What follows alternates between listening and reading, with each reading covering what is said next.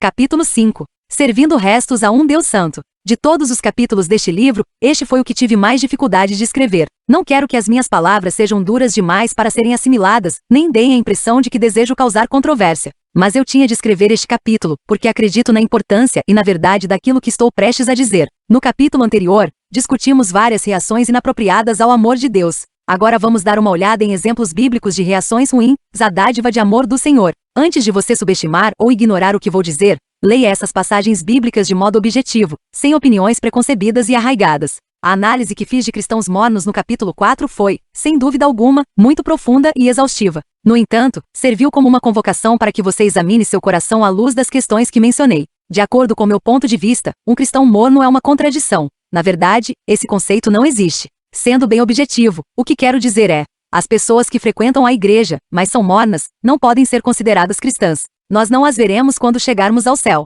Em Apocalipse 3, versículo 15 ao 18, Jesus diz: Conheço as suas obras, sei que você não é frio nem quente. Melhor seria que você fosse frio ou quente. Assim, porque você é morno, não é frio nem quente, estou a ponto de vomitá-lo da minha boca. Você diz: estou rico, adquiri riquezas e não preciso de nada. Não reconhece, porém, que é miserável, digno de compaixão, pobre, cego e que está nu. Dou-lhe este conselho: compre de mim ouro refinado no fogo, e você se tornará rico. Compre roupas brancas e vista-se para cobrir a sua vergonhosa nudez. E compre colírio para ungir os seus olhos e poder enxergar. Essa passagem é a origem de nossa compreensão moderna do conceito de indiferença. Jesus está dizendo à igreja que, por ela ser morna, ele a vomitará de sua boca. Não existe nenhuma forma de interpretar de maneira mais suave a palavra vomitar no original grego. Essa é a única vez que é usada no Novo Testamento, e tem a conotação de esforço para vomitar, náusea, ânsia de vômito. Muita gente lê essa passagem bíblica e presume que Jesus está se dirigindo a pessoas salvas. Por quê? Quando você lê essa passagem, será que conclui naturalmente que ser vomitado da boca de Jesus significa fazer parte do reino de Deus? Ao ler as palavras miserável, digno de compaixão, pobre, cego e que está nu, você acha que Cristo está descrevendo pessoas santas? Quando ele as aconselha a comprar roupas brancas e vesti-las para cobrir a sua vergonhosa nudez, isso soa como um conselho para quem já está salvo. Sempre achei que as pessoas salvas fossem purificadas e vestidas de branco pelo sangue de Cristo. Em um rascunho prévio deste capítulo, citei vários comentaristas que concordaram com meu ponto de vista. Mas todos nós sabemos que é possível encontrar comentários e citações que sustentem qualquer posição assumida. Você pode até elaborar estudos que lhe ajudem em seu esforço. Não sou contra o trabalho acadêmico, mas acredito que em determinados momentos, chegamos a conclusões mais precisas por meio da simples leitura da palavra de Deus. Assim, passei os últimos dias lendo os evangelhos. Em vez de analisar um versículo e dissecá-lo, optei por ler atentamente um evangelho de cada vez. Além disso, procurei fazer essa leitura sob a perspectiva de uma criança de 12 anos que não sabia nada sobre Jesus. Minha intenção era redescobrir as conclusões razoáveis a que uma pessoa chega quando lê os evangelhos de modo objetivo pela primeira vez. Em outras palavras, li a Bíblia como se nunca tivesse lido antes. Sabe qual foi minha conclusão? A de que o chamado de Deus a um compromisso com ele é bem claro. Ele quer tudo ou nada. A ideia de uma pessoa se considerar cristã, sem ser uma seguidora dedicada de Cristo, é absurda. Durante anos, lutei para entender a parábola dos solos. Eu queria saber se a pessoa que representa o solo rochoso é salva, embora não forme raízes. Aí eu ficava pensando sobre o solo cheio de espinhos. Será que essa pessoa é salva, considerando que ela forma raízes? Tenho dúvidas sobre se as pessoas sequer pensavam nessas coisas no tempo de Jesus. Será que esse conceito de um cristão que não dá frutos é algo que inventamos para tornar o cristianismo mais fácil? Quer dizer então que podemos seguir nosso curso à vontade, e mesmo assim, continuar nos considerando seguidores de Cristo? Sendo assim, é possível, por assim dizer, se alistar no corpo de fuzileiros navais, sem ter de fazer todos aqueles exercícios, certo? A intenção de Jesus nessa parábola era comparar o único solo bom com os que não constituíam alternativas legítimas. Para ele, havia apenas uma opção para o verdadeiro cristão. Vamos encarar os fatos. Só estamos dispostos a realizar mudanças em nossa vida se acharmos que isso afeta a nossa salvação. É por essa razão que tanta gente me faz perguntas como: posso me divorciar de minha esposa e ainda assim entrar no céu? Preciso ser batizado para ser salvo? Será que posso me considerar cristão, mesmo tendo relações sexuais com minha namorada? Se eu cometer suicídio, ainda posso ir para o céu? Se eu sentir vergonha de falar de Cristo, será que ele vai mesmo negar que me conhece? Para mim, essas perguntas constituem uma tragédia, pois revelam muito sobre a situação de nosso coração. Elas demonstram que nossa preocupação é muito maior com a garantia do céu do que com o amor pelo Rei. Jesus disse: se vocês me amam, obedecerão aos meus mandamentos, João 14, versículo 15. A partir daí, a pergunta logo se torna ainda mais absurda. Posso ir para o céu sem crer e amar Jesus de verdade? Não vejo em nenhum lugar das Escrituras como a resposta a essa pergunta possa ser sim. Tiago 2, versículo 19 diz: você crê que existe um só Deus? Muito bem. Até mesmo os demônios creem e tremem. Deus não deseja apenas que tenhamos uma boa teologia, Ele quer também que o conheçamos e o amemos. Em João 2:3 e 4 lemos: sabemos que o conhecemos, se obedecemos aos seus mandamentos. Aquele que diz, eu o conheço mas não obedece aos seus mandamentos, é mentiroso, e a verdade não está nele. Você pode dizer que sou doido, mas acho que esses versículos significam o seguinte: a pessoa que afirma conhecer Deus, mas não obedece aos seus mandamentos é mentirosa, e a verdade não está nela. Em Mateus 16 versículos 24 e 25, Jesus afirma: se alguém quiser acompanhar-me, negue-se a si mesmo, tome a sua cruz e siga-me. Pois quem quiser salvar a sua vida, a perderá, mas quem perder a sua vida por minha causa, a encontrará. E em Lucas 14 versículo 33, ele diz: da mesma forma, qualquer de vocês que não renunciar a tudo que possui não pode ser meu discípulo. Algumas pessoas afirmam que podemos ser cristãos sem termos necessariamente de ser discípulos. Fico pensando então, porque a última coisa que Jesus nos disse para fazer foi ir ao mundo, fazer discípulos de todas as nações e ensiná-los a obedecer a todos os seus mandamentos? Você vai perceber que ele não acrescentou: mas, veja bem, se isso for pedir muito, diga a eles que basta se tornarem cristãos. Sabe como é? Aquelas pessoas que vão para o céu sem assumir nenhum compromisso com nada. Ore. Em seguida, leia os evangelhos. Feche este livro e pegue a sua Bíblia. Minha oração por você é que consiga entender as Escrituras não como eu as vejo, mas como Deus deseja que elas sejam compreendidas. Não quero que os cristãos genuínos duvidem de sua salvação quando lerem este livro. Em meio a nossas tentativas imperfeitas de amar Jesus, sua graça nos cobre. Cada um de nós tem elementos e práticas típicos dos mormons na vida, e é aí que reside a graça sem sentido e extraordinária de tudo isso. As Escrituras demonstram claramente que há espaço para falhas e pecados em nossa busca por Deus. Suas misericórdias se renovam a cada manhã, Lamentações 3. Sua graça suficiente, 2 Coríntios 12 versículo 9. Não estou dizendo que, quando você faz alguma besteira, isso significa que nunca tenha sido um cristão genuíno. Antes de tudo, se isso fosse verdade, ninguém poderia seguir Cristo. A distinção é a perfeição, a qual ninguém atingirá na terra, e uma postura de obediência e submissão, segundo a qual a pessoa está sempre se movimentando na direção de Cristo. Chamar alguém de cristão simplesmente porque essa pessoa faz algumas coisas que os cristãos costumam fazer é dar um falso consolo aos não salvos. No entanto, determinar que todas as pessoas que pecam não são salvas é negar a realidade e a verdade da graça de Deus. Baseando-nos em outros textos bíblicos, Colossenses 2 versículo 1. 4 versículo 13,15 e 16. A igreja em Laodiceia parece ter sido uma comunidade de fé saudável e legítima. Alguma coisa, porém, aconteceu. Na época que Apocalipse foi escrito, cerca de 25 anos depois da carta aos Colossenses, o coração do povo de Laodiceia aparentemente não pertencia mais a Deus, apesar do fato de ainda se tratar de uma igreja bem ativa. Ela estava prosperando e não parecia sofrer nenhum tipo de perseguição. Estavam confortáveis e orgulhosos. Parece bem familiar, não acha? Pobre gente rica Rony, um rapaz cego que vive na parte oriental de Uganda, é singular não apenas por causa de sua condição, ou pelo fato de ser cego, mas também por seu amor por Jesus. Se você tivesse a chance de conhecê-lo, uma das primeiras coisas que o ouviria dizer é: amo Jesus demais, e canto louvores a ele todos os dias. Um dos amigos mais íntimos de Rony é uma garota surda. O que os une não é o fato de terem uma deficiência física, ou de serem muito pobres, mas a satisfação e o amor evidentes que sentem por Jesus. Eles têm pouca coisa daquilo que nossa sociedade considera importante, mas possuem o que há de mais valioso. Eles se aproximaram de Deus em um momento de grande necessidade, e encontraram a verdadeira alegria. Por não costumarmos depender de Deus para conseguir comida, dinheiro para comprar a próxima refeição, ou um abrigo, não nos sentimos dependentes. Na verdade, geralmente nos consideramos muito independentes e capazes. Mesmo que não sejamos ricos, dizemos que estamos indo muito bem. Se uma centena de pessoas representasse a população do mundo, 53 delas viveriam com menos de $2 por dia. Já parou para pensar que, se você ganhar cerca de R$7.000 por mês, automaticamente terá um salário 100 vezes maior que a média das pessoas deste planeta? Só para comprar este livro, você gastou o dinheiro que a maioria das pessoas no mundo tem para passar a semana inteira. Qual é o maior absurdo nessa história? O fato de termos tanto em comparação com todas as outras pessoas, ou de não acharmos que somos ricos? Que a qualquer momento podemos, de modo arrogante, nos considerar falidos, ou, pobres, não somos nenhuma das duas coisas. Somos ricos, podres de ricos. Robert Murray M'Cheyne era um pastor escocês que morreu aos 29 anos. Embora tivesse vivido no início do século XIX, suas palavras são muito apropriadas para hoje em dia. Estou preocupado com os pobres. Mas estou ainda mais preocupado com você. Não sei o que Cristo dirá a você naquele grande dia. Temo que muitos que me ouvem saibam bem que não são cristãos, porque não amam a generosidade. Doar muito e de modo liberal, não de má vontade, exige um coração novo.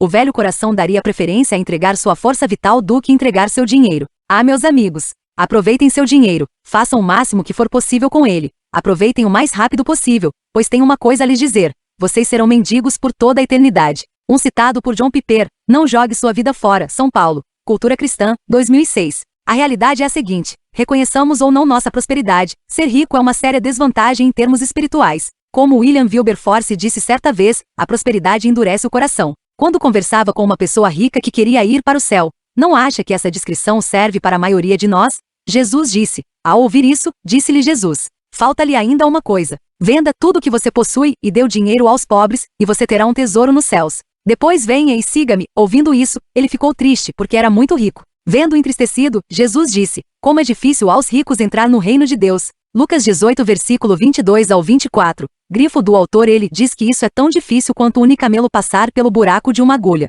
Em outras palavras, é impossível. Em seguida, porém, Jesus usa palavras de esperança. O que é impossível para os homens é possível para Deus. Versículo 27. No capítulo seguinte, quando Jesus entra na cidade de Jerico, vemos exatamente como o impossível se torna possível com Deus. Lá, o rico coletor de impostos chamado Zaqueu entrega metade do dinheiro que possui aos pobres, paga 4 vezes mais o valor que havia cobrado das pessoas indevidamente. E Jesus declara: hoje houve salvação nesta casa. Lucas 19 versículo 9. O impossível aconteceu naquele dia. Um homem rico recebeu a salvação, oferecendo os restos. Deus quer, deseja e exige o melhor que temos a oferecer. Desde o início dos tempos, ele deixa claro que algumas ofertas lhe são aceitáveis, ao passo que outras não são. Pergunte a Caim, cuja oferta não aceitou. Gênesis 4 versículo 5. Durante anos, entreguei ao Senhor apenas os restos, e não sentia vergonha disso. Simplesmente ignorava as escrituras e me comparava com os outros. Os ossos que eu jogava para Deus tinham mais carne do que os ossos que os outros atiravam, por isso eu achava que estava fazendo uma grande coisa. E fácil nos encher de outras coisas e, em seguida, oferecer a Deus apenas as sobras. Oséias 13 versículo 6 diz: quando eu os alimentava, ficavam satisfeitos. Quando ficavam satisfeitos, se orgulhavam, e então me esqueciam. Deus fica com 1 ou 2 pedaços só porque nos sentimos culpados se não lhe entregarmos nada. Uma oração resmungada de 3 minutos ao fim do dia, quando já estamos quase dormindo. 2 notinhas de R$1 amassadas entregues ao fundo da igreja, para os pobres, para não ficar com peso na consciência. Vá buscar, Deus. Na hora de trazerem animais cegos para sacrificar, vocês não veem mal algum. Na hora de trazerem animais aleijados e doentes como oferta, também não veem mal algum. Tentem oferecê-los de presente ao governador. Será que ele se agradará de vocês? Será que os atenderá? Pergunta o Senhor dos Exércitos. Malaquias 1 versículo 8. Os sacerdotes do tempo de Malaquias achavam que os sacrifícios que ofereciam eram suficientes. Eles possuíam animais sem manchas, mas optavam por guardá-los para si e entregar a Deus os animais que mais desprezavam. Eles presumiam que Deus se agradaria pelo simples fato de terem sacrificado alguma coisa.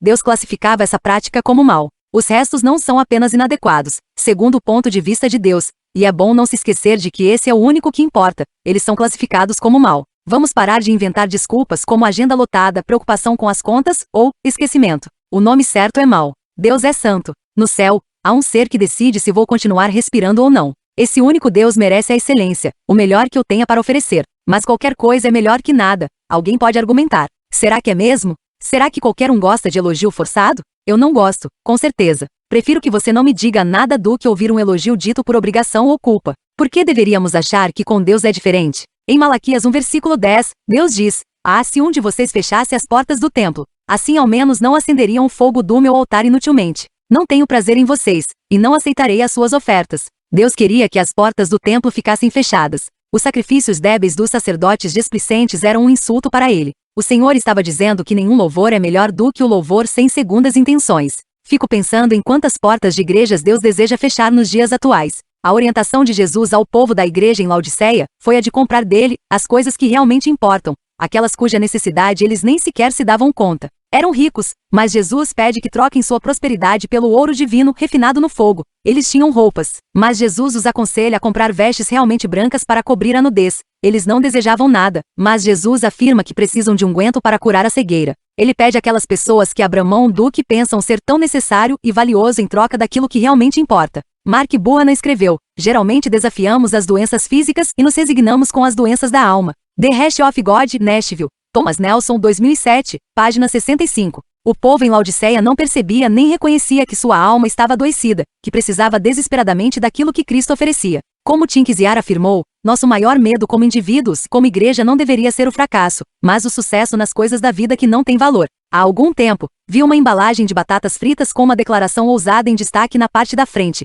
0 grama de gordura trans. Fiquei feliz em saber que não consumiria nenhuma gordura trans, que as pesquisas revelaram ser prejudiciais à minha saúde. Em seguida, porém, virei a embalagem e li a lista de ingredientes, que incluía coisas como amarelo número 6 e outros corantes artificiais, além de gordura parcialmente hidrogenada, que é gordura trans, só que em uma quantidade tão pequena que, por lei, pode ser considerada 0 grama. Pensei em como era inacreditavelmente irônico o fato de aquelas batatinhas serem anunciadas para nos fazer pensar que não faziam nenhum mal, e, no entanto, conterem uma grande quantidade de calorias, substâncias químicas esquisitas e gordura trans. Fiquei chocado ao constatar que muitos cristãos saem por aí exibindo sua embalagem sem gordura trans, tentando convencer todo mundo que são saudáveis e bons. No entanto, eles não têm substância nem elementos saudáveis à sua fé. São como o povo de Laodiceia, que julgava possuir tudo, até Cristo dizer que aquelas pessoas eram pobres e desprezíveis. Elas se gabavam, declarando: veja, não temos gordura trans, somos saudáveis, ou temos belas família, ou vamos à igreja toda semana. Obviamente, não é o que você anuncia por aí que importa, e sim aquilo que você é por dentro. A definição divina do que importa é bem objetiva e franca. Ele avalia a nossa vida pela capacidade que temos de amar. Em nossa cultura, mesmo quando um pastor não ama de fato as pessoas, ainda assim pode ser considerado bem-sucedido, desde que seja um orador talentoso, que faça sua igreja rir ou ore por todas as pessoas pobres e sofridas do mundo, todo domingo. Mas Paulo escreve: ainda que eu tenha o dom de profecia, e saiba todos os mistérios e todo o conhecimento, e tenha uma fé capaz de mover montanhas, se não tiver amor, nada serei. Ainda que eu dê aos pobres tudo o que possuo, e entregue o meu corpo para ser queimado, se não tiver amor, nada disso me valerá. 1 Coríntios 13, versículo 2 e 3. Puxa, palavras fortes, que não deixam nenhuma margem a dúvidas. Segundo Deus, estamos aqui para amar. Nada mais realmente importa. Assim, Deus avalia a nossa vida com base em nossa capacidade de amar. Mas a palavra amor foi banalizada e desgastada. O que Deus quer dizer quando fala em amor? Ele nos diz: o amor é paciente, o amor é bondoso. Não inveja, não se vangloria, não se orgulha, não maltrata, não procura seus interesses, não se ira facilmente, não guarda rancor. O amor não se alegra com a injustiça, mas se alegra com a verdade. Tudo sofre, tudo crê, tudo espera, tudo suporta. O amor nunca perece, mas as profecias desaparecerão, as línguas cessarão, o conhecimento passará. 1 Coríntios 13, versículo 4 ao 8. Contudo, até mesmo essas palavras ficaram muito banais e desgastadas, não é? Fui desafiado a realizar um pequeno exercício com esses versículos, algo profundamente comprometedor. Pegue a declaração: o amor é paciente, e substitua a palavra amor por seu nome. Para mim, por exemplo, seria: Francis é paciente. Ponto. Faça isso com todas as afirmações sobre o amor contidas nessa passagem bíblica. No fim de tudo, você não tem a impressão de ser uma pessoa muito mentirosa? Se eu tenho o dever de representar o que é o amor, então vou falhar com frequência nessa missão de amar as pessoas como devo. Seguir Cristo não é algo que possa ser feito de maneira displicente ou como um apêndice da vida. Não se trata de um rótulo que possamos apresentar por aí quando nos for conveniente.